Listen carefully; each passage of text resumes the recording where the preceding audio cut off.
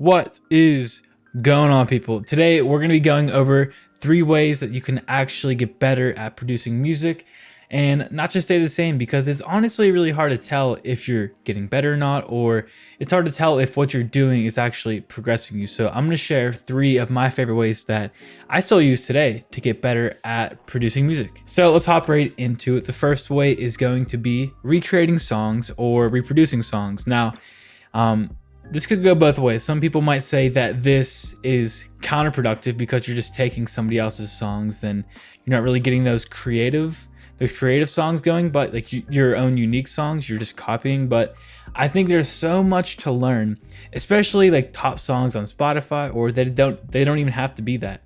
There's so much to learn from those songs. One, because if I drag in a song, one of my favorite songs in a project, I can get the arrangement, chord progression, melodies, sound design, sound selection. I can get everything that I need to learn. Like every aspect of music production, I can learn all of that just from one song. Like I find that amazing. And then obviously you can take all those samples and presets that you recreate.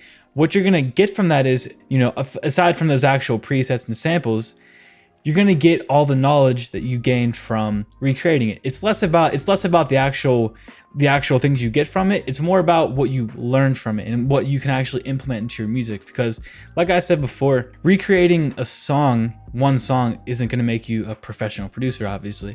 But I think if you do that over hundreds of times, it sounds like a lot, but hundreds of times mixed with hundreds and thousands of your own songs, your own bad productions, eventually they're going to get good. But when you mix that, learning techniques from these really good songs, I feel like eventually those merge, and then eventually that's how you're going to get your own kind of sound that just sounds really fresh and really unique to you. Number 2 is going to be limiting your resources. Now, I feel like a lot of people might run into this at the start of when they begin producing, because a lot of people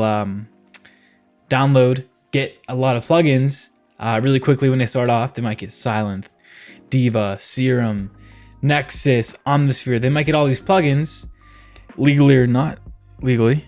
They might download all of them, and then you just don't know what to do because you have access to so many sounds. But in reality, less is more.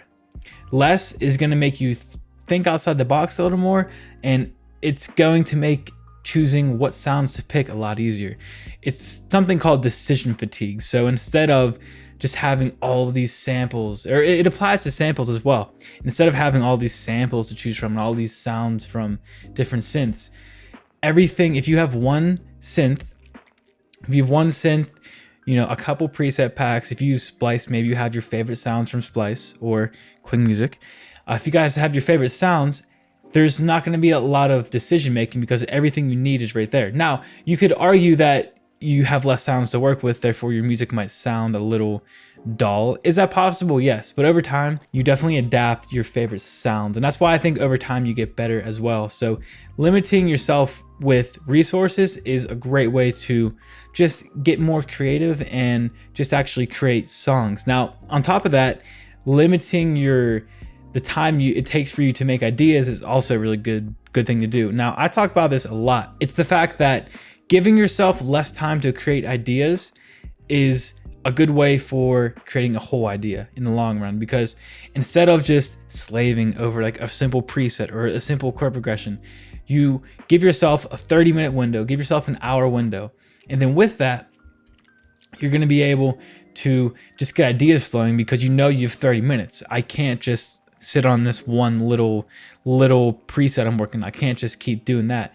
If you give yourself 30 minutes just to create ideas, 1, you're going to create a lot more ideas, and 2, you're actually going to get past the idea part of your song. You're not going to just get lost in some sort of random part of the song and just get nothing done and quit. So I think limiting yourself is just a really good way to clear your mind and just create music like you are supposed to do. Now, the third and final tip is going to be focused work, limiting your distractions, because the worst thing you could do when you're producing music is to sit here in your DAW and just keep checking your phone.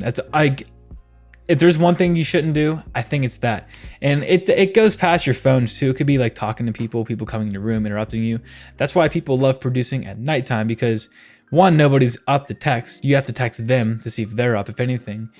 And two, you know, everyone's sleeping as well, like in your actual house if you live with people. So that's why people like producing at night, in my opinion. That's why I see it. But on top of that, when you are producing, or when you're doing anything for that matter, if you look at your phone and say I'm zoned in on this project, if I look at my phone, it's going to take me, according to studies online, just hear me out, it's going to take me 15 minutes to get back into the focus of things. Now, I used to say like, oh, no way, I can just get right back into it.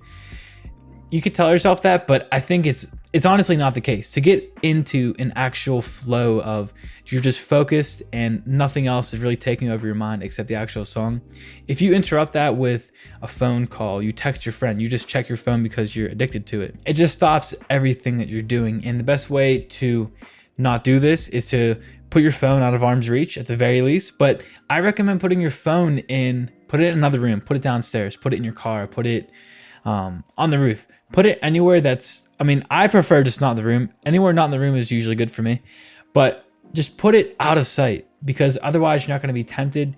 And you guys can set a timer too. Say you want to work for 2 hours and you can check your phone, work for another hour, check your phone. So when the timer's up, you can be like, okay, now I could go take a little break and then you can get back to work. So I think having focused work is going to be, you know, focused work for 4 to 6 to 8 hours is a lot better than when people talk about the 16-hour days.